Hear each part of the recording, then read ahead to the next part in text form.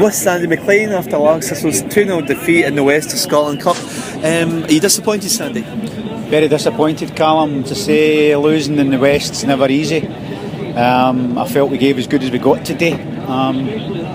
We didn't get any breaks, and I felt they did, so that was probably a difference in the game.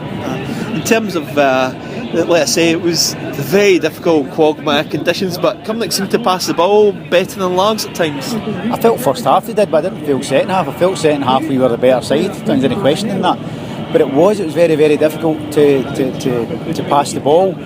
We had to try and get it to James and to Ewan as quickly as we could today, and the conditions didn't allow us to play. First half, to be fair, we said to them at half time, all they did was pass it between their full-back, their midfield player, and back to the full-back. They were never really creating much, so we were happy enough for that to happen. But it wasn't a day for pass for both sides, to be fair to Cumnock as well. A question mark over Cumnock's opening goal?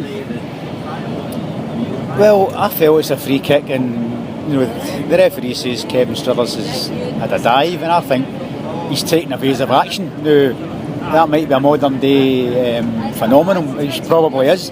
But if Kevin doesn't move his legs away, the guy's going to, he's going right through him. So Kevin takes his legs at the road, ends up in the deck, the ref plays on, and I'm thinking that's just a free kick all day long for me. But the ref never gave it. We then should have defended it better at that point. Grant's made a good save.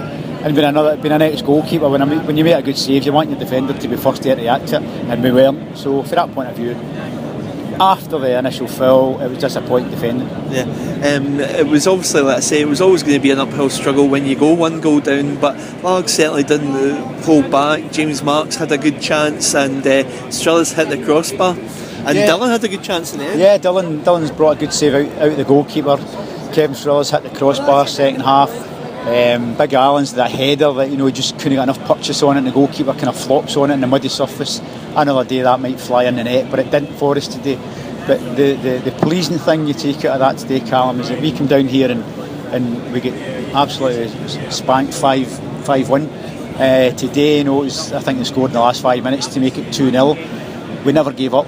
Again, I hope I'm not making excuses, because I really don't want to make excuses for anybody.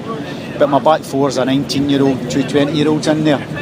So we've lost. Really stood up to a lot of pressure. They absolutely did. They were terrific. Scotty Keogh, I thought, covered. I was going to say every blade of glass, but probably every blade of mud he covered today. Scotty's enthusiasm was great. And then you've got Ewan Lindsay, so every one of them's under 20 years of age, and they're getting some education at the minute.